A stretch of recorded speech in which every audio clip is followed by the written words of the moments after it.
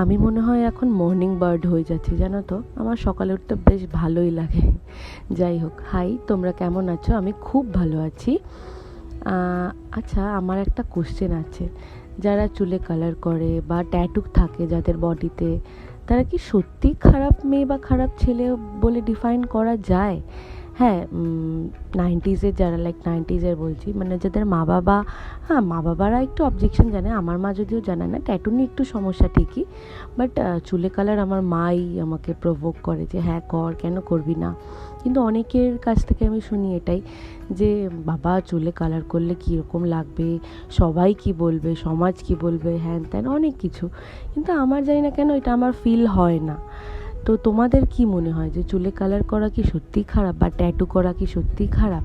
হ্যাঁ, এখন যদি বডিতে কোনো সমস্যা থাকে স্কিন রিলেটেড তাহলে আলাদা ব্যাপার, আদারওয়াইজ আমার মনে হয় না যে এটা সত্যিই খুব খারাপ। তোমরা জানি